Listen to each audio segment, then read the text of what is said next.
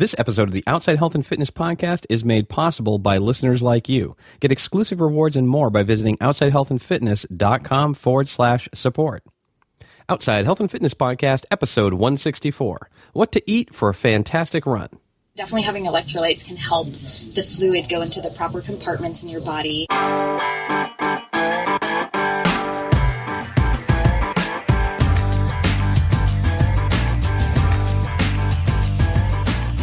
Welcome to the Outside Health and Fitness Podcast. We're getting outside the box, outside our comfort zone, and outside and in shape. If you're bored with the same old fitness routine at the gym and you're ready to try something new, then this is the show for you. We're exploring new and fun ways to get fit on the trail, on the water, on the slopes, and outside.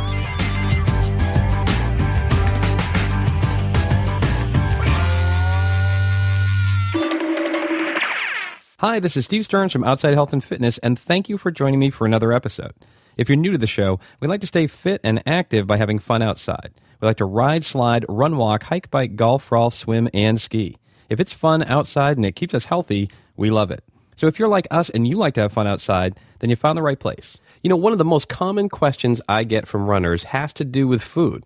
What should I eat? How much and when? It's a touchy and important subject. When you're running, especially for longer distances, you need to keep your body properly fueled. Today, I'm excited to welcome Tara Whiton back to the show to talk about proper nutrition for running. On today's show, you'll discover what you should eat before a run, good alternatives for energy to carry with you, and the best foods to eat to recover after your run. OutsideHealthandFitness.com. Before we get into my interview with Tara, I wanted to let you know what's coming up this week on my new show, Funky Fitness Now. This week, Jessica and I are talking about some very interesting and unusual fitness classes you can take if you're simply bored with your current routine. Here's a clip. Welcome to Funky Fitness Now. I'm Steve. And I'm Jessica, and we host Funky Fitness Now. I can't dance unless I'm drunk. And you're not dancing, you're just falling down rhythmically. Join us each week at funkyfitnessnow.com. On iTunes, Stitcher, and other top podcast networks. Stay fit and funky. My guest today is Tara Whiton. You might remember her from episode 158 when we talked about how to stay motivated to run in the winter. Tara is a certified exercise physiologist, a running coach, and an outreach coordinator for Fleet Feet Maine Running.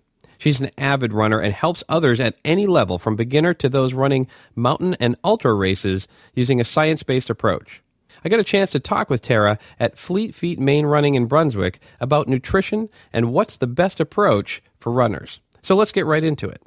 Okay, well, Tara, it's really awesome to have you back on the show, even though we're in your neighborhood, not in my neighborhood. So we were going to talk about nutrition and running today. Awesome. So what are some of the common questions that you get from people about what to eat before a race or something like that? Yeah, there's always a million questions with what to eat, when to eat, how much to eat. I would say those are the three common questions. What is it that people are looking for? Are they just looking to avoid a mistake where they're going to run low on energy or overeat? Or Good question. I would say the primary reason people want to eat is because they've gone on some sort of long run or they've signed up for a long race, and either they've heard from somebody else that they need to be eating, and then they're like, oh my gosh, I have no idea what to eat or what to do, or they've experienced it themselves. So like once you get past a certain duration in your run or intensity, you run out of energy essentially, and that doesn't feel very good. So some people have experienced that. That is interesting. Is like, you have to try to figure out what you're capable of even carrying with you, right? You can't bring a cheeseburger with you. Right. I mean, I suppose you could, but so you have to find something that's portable enough to go with you, but still kind of packs enough energy to keep you going. So what sort of advice do you have on that? Yeah, so there's, you can look up online if, there's definitely people who are more interested in, all natural, whole foods. And there's a bunch of recipes you can find just online, like searching all natural foods to eat during a run. And there's a bunch of little things out there. Like you could do crystallized ginger, and that's really nice because it can settle your stomach. And some people make their own little gooey concoctions just because they like to know what's in their homemade product. But there are a lot of commercially available products like Goo, Hammer, electrolyte drinks, things like that. And those are nice because it's definitely a convenience thing. They're pre-measured. You know pretty much exactly how many calories, how many carbohydrates you're getting, whereas like a homemade concoction is pretty variable. And nutrition isn't necessarily an exact science anyway, so sometimes that can be okay. But for people performing at a higher level, sometimes knowing exactly what you're getting in can be helpful, especially when it comes time to evaluate your performance afterwards. You can kind of go back and look at what you've eaten and calculate, you know, the carbohydrate needs, the electrolytes, the water, the calories, everything, and then kind of adjust from there. So it is nice to have an exact measurement as well. That's a good point, because it's not just about staying hydrated. I mean, your pH balance is getting out of whack as you're sweating and losing salt and things like that too. Yep. I think that's definitely one of the more important factors of running nutrition is actually hydration and electrolyte replacement. It can be actually pretty dangerous to do like a really long duration event, like a marathon even, or beyond that, like people do Ironmans where they're out for, 10 or 12 hours, or ultra marathons. And definitely not replenishing electrolytes can be pretty dangerous. And a lot of times actually runners experience this a lot after a long run. They'll feel really nauseous. Yeah. Usually a remedy for that is just simply drinking a glass of electrolytes, because that nausea feeling can occur as a result of dehydration. You might be, it's kind of complicated, but you might be drinking plenty of water while you're running. Yeah. But just drinking water doesn't necessarily help all of the cells absorb the hydration like they should. So definitely having electrolytes can help the fluid go into the proper compartments in your body and basically just like restore fluid balance within your body. Yeah. And so people can feel really nauseous when that fluid balance is distorted. Right. So what are some of the mistakes that you've seen people make with regard to eating and running? There's a lot. I would say, like, very generally speaking, like one thing that comes to mind, and like you'll read about this everywhere, is the whole like reward system. And this is like just general nutrition, not necessarily running specific. But, you go for a run and then afterwards you reward yourself with like some crazy huge meal or something. Yeah. So it's like good to remember to like, what your goals are and to kind of keep things in check. Like just because you've ran, some people underestimate the calories that they've burned. So that can create some imbalances there. Yeah. Maybe misalign some of your goals. Yeah. But I would say like another one is kind of a beginner mistake is actually eating too much. You don't necessarily need to eat a gel every mile or, something like that. That can actually make you feel pretty sick. And a lot of it just comes down to experimentation, like what works for you, what kind of timing works for you, how much works for you, what to drink with what foods and things like that. We talked a little bit about after the race. You were kind of saying you keep your rewards in line with your goal. But what is a good thing to eat afterwards is to kind of replenish and build up your energy again? Yeah, so typically there's like most people have heard this, like the 30-minute window. So you should try to get something in your system immediately, preferably a carbohydrate, just so that you replenish your glycogen stores that you've just kind of burned out. And a lot of people are not feeling super awesome after a long distance or like a hard effort. So even just drinking like some fluids that have a little electrolytes and carbohydrates, something like simple as Gatorade, and then like within the next hour having like an actual meal. And in that meal, you typically want to have carbohydrates, fats, and proteins. So that you're repairing everything at the cellular level, like you're repairing your muscles, you're giving your cells fat to just rejuvenate themselves, and then carbohydrates to restore your carbohydrate stores. Good. Okay. Yeah. Excellent. So if you want to recover well, that's important. That's a good way to go. If you don't care about recovery, then But you want to get recovered. Right. You want to recover and you want to feel good. Good. Before you run, how much should you eat? I mean, is there guidelines to that? Yeah. So typically, if you're running an hour or less, you don't necessarily need to eat much. And this is more talking about like a morning runner. If you wake up, you're just going to run for like a half an hour to 45 minutes. You don't necessarily need to eat breakfast, although it can be good to just have like a little something, a couple shot blocks for convenience. Or if you're planning on running more than an hour, you typically do need to have some sort of snack or something. Okay. And that's if you want to run more than an hour and feel good. So, something, a little carbohydrate snack, banana with a little peanut butter or something like that.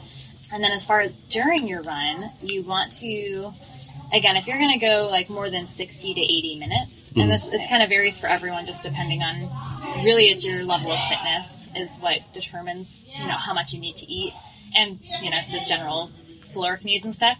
So if you're going to go more than 60 to 80 minutes, you should start fueling before that point. So really like every 40 to 45 minutes, you should have something like a gel or a couple shot blocks or some sort of formulated carbohydrate drink. If you're going to run 60 to 80 minutes and kind of call it good there, you can kind of get by without eating anything during a run. So really fueling is if you're planning on getting to that point and going further. So really marathon training, it becomes essential like once you start doing those long runs. So I would say like every 40, 45 minutes have a gel. Yeah. And again, that's going to depend. Like if, a bigger person, like a 6'2" guy might need 2 gels every 40 minutes or something. So it really just depends on like your body size, your level of fitness. Kind of similar to hydration where you want to do it before you need it. Yeah, sort of. Hydration isn't quite as essential to stay on top of. That was kind of a school of thought a few years ago. Be preventative about your nutrition, but that can actually be somewhat dangerous. Oh, okay. So now the new kind of guideline is to just drink to thirst. So you should just kind of sip as needed. Try to pay attention to your signals, although when you're running, sometimes all of your body signals and senses are totally warped. But typically if you're eating a couple gels, you want to be kind of washing those down with fluids too, just to help them kind of properly absorb in your intestines. So what are some of the things that you guys have here? I know you've got some samples with you there. What are some of the different nutritional supplements that you sell here in the store? Yeah, so we actually carry a variety of brands. We have probably the most common are Goo and Hammer, Goo Energy and Hammer. We have Noon Hydration. We sell Honey Stinger. Honey Stinger is an all-natural kind of honey-based product, so definitely great for that customer who's looking for the all-natural situation. And then Huma Gels are also another all-natural alternative that incorporate chia seeds. I would say one misconception with a lot of this stuff is that people will look at something like Goo and Hammer and look at the ingredients and, just they don't necessarily know what the ingredients are, so they assume it's not natural. But everything in these products are also natural. Like maltodextrin is one of the most common ingredients that people look at and they're like, oh, this gel has maltodextrin in it. That's bad. But actually, maltodextrin is just another scientific name for a carbohydrate. Okay. So you need maltodextrin, and most of the other products have it, but they call it something else. Right. So pretty much everything we carry is going to be natural, and really like some of those long ingredients that you read are just some sort of carbohydrate or electrolyte. And then what else we carry? We carry Cliff shot blocks. So if you aren't crazy about the gel consistency, there is the chewable option, and they're kind of similar to like a fruit snack. Yeah, cool. Yeah, I've always had a hard time getting past the gel consistency myself. Yeah, like for some people, the colloid it's kind a very of thing. similar formula. It's just like a preference thing. Yeah, right. It's just texture.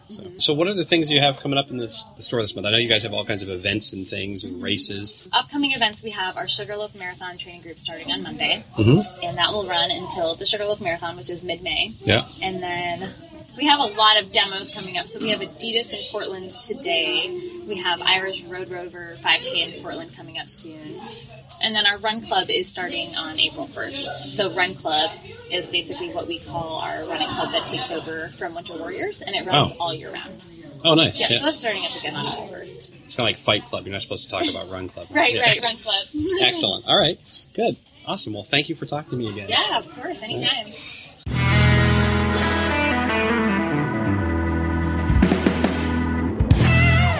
I want to thank Tara for coming on the show and sharing all that great information. Speaking of running, I need your help to keep Outside Health and Fitness running. If you're getting value from the show and want me to keep going, please let me know by offering your support.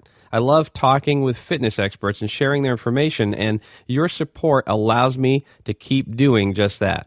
Helping out is super easy. Just visit outsidehealthandfitness.com/support and donate any amount you can. Levels start as low as $1 a month, and believe me, it all adds up. I've even put together some exclusive rewards just for supporters of the show. So visit outsidehealthandfitness.com/support and do your part right now. I really appreciate it. Next week on the show, I'm talking to Josh from Par 3 near me. Josh is an avid golfer and a big fan of Par 3 golf courses. We had a really fun talk, and whether you're a golfer or not, you're going to want to check out what Josh shares on the show.